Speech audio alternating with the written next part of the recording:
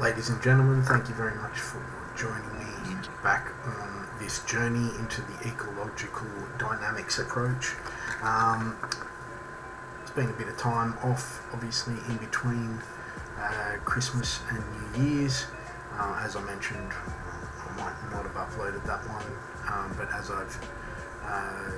during that time, very little training went on.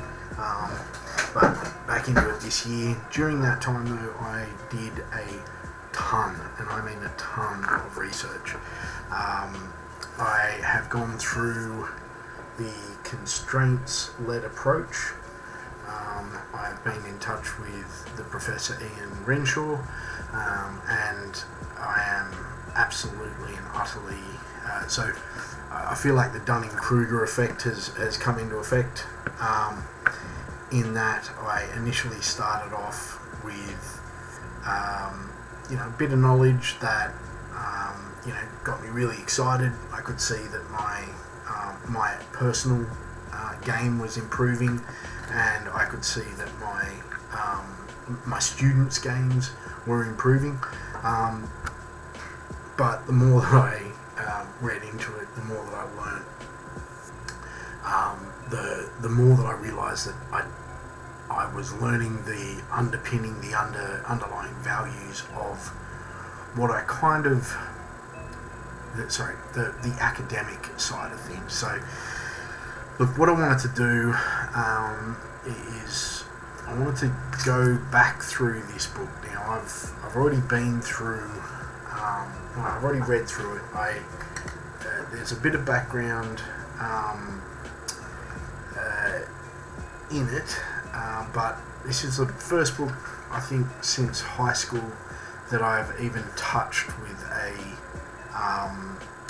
highlighter.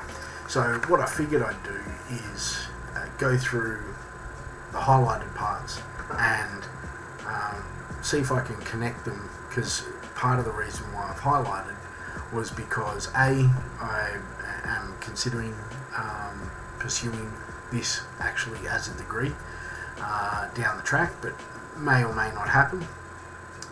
But this has just really interested me. I got in touch with, as I said, one of the professors, the main professor that wrote this, and gave a couple of my thoughts. Nothing too big, but not too in depth, but I gave a couple of my thoughts, and he came back saying, "Hey, I didn't think of that, but it's pretty much spot on with what we're looking at here." That was in regards to flow and flow states. But yeah, so what I wanted to do was just essentially start. So we kind of understand that the CLA, or when I'm talking constraint-led approach, it's CLA, and we know that it's founded on ecological dynamics. And just as a summary, it considers athletes and sports teams as complex adaptive systems, a network of highly integrated interacting subcomponents. Makes sense, particularly with team sports, but the same with individual sports. So one of the reasons why I really like this approach is because it looks at the different concepts and the patterns behind it, right? So instead of just saying, step 1, 2, 3, I've always known that there's a concept or an underlying theme. Like, there's only so many ways that the body can move, right? So this really works on that, okay? Now, the very first thing that I highlighted was many sport practitioners can be described as experts without knowing, whose practice design embraces a CLA without being able to articulate the technical language behind the methodology that they use in their work. Why did I highlight this? Well, I think the reason why I highlighted this was, as a purple belt, particularly as I got into my later stages of my purple belt, I realised that okay, I need to work on my guard, right? So I ended up working on my guard, working on the offense of my guard. So guard overall, that like sweeps, that sort of thing, but primarily I wanted to work on the offense of my guard. So I knew that wasn't that strong, so I just put myself, I grab someone, I grab Aaron, grab whoever, and I'd just be like, bro, I need to work on my offensive guard, right? And so that's how I would operate, and then I'll get good at that, or when I say good, I would get competent at it at a level that kind of brought it up to the rest of my game, and then I would just go on to something else.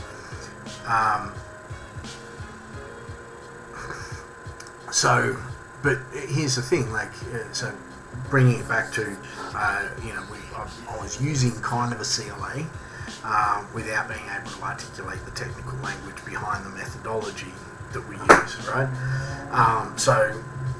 And I wouldn't even know the theory behind it. I'd know the theory behind it, which would be you just need to do something in that position without having to worry about everything else over and over again, so that it fixes whatever issues that I had in the past, right? Now I know that there's a lot more to it. Repetition without repetition is something that will come up a lot in this video series coming up, but I think the reason that I was particularly gripped by this sort of straight away was that's exactly what it is. It's like a purple belt's understanding of what they need to do, and virtually all purple belts do it. All purple belts I know have at some stage gone, okay, this is a really shit position for me, I need to work on that, I'm going to work on that, and that's what they go away and do.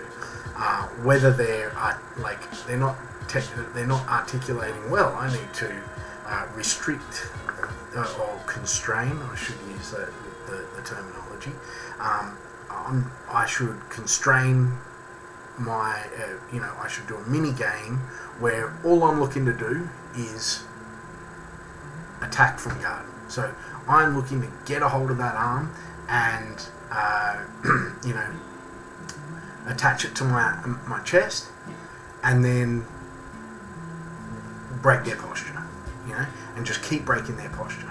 And then, okay, I've broken their posture. All right, my next game is, I've broken their posture, I need to get off to the side so that I've got their arm, I've got their head, I've got off to the side, and now I can execute a submission, triangle, armbar, whatever.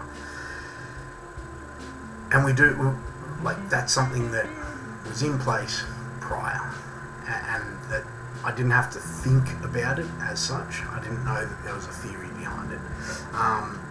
One thing that's come up, and it will come up later on, is that there is a distinct difference between beginners and more advanced people. So what I've looked at with what I've sort of started to conceptualize with CLA as it relates to my jiu-jitsu coaching journey, or jiu-jitsu journey in general, is that we definitely have to separate up beginners and experts, and I use experts lightly because as kind of a placeholder, in that I include blue belts, and even as far back as 4-stripe whites, right? And the reason why I look at blue belts and even 4-stripe whites like this is because by that stage you've kind of got a breadth of knowledge, and you've got an ability to see certain aspects that you probably need to work on, and you're probably not working on. So anything above purple, like myself, you're definitely an expert by that stage. So I'm being facetious here, but essentially, especially when I'm talking over the top of everyone surrounding me, Gordon Ryan's and that sort of thing. But as someone who has been doing it for long enough, you don't need to know, like, you don't need things broken down like you're a toddler, right? And you got to learn to walk before you can learn how to run efficiently, essentially.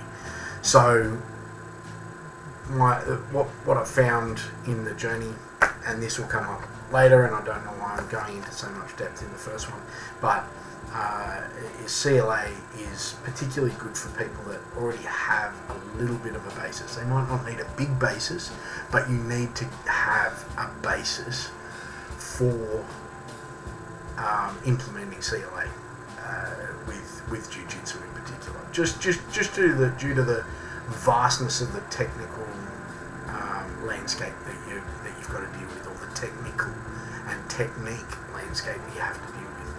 I did have a thought there as well. Anyway, I think I'll leave that one there, and I'll do one of these per day. Much love, peace.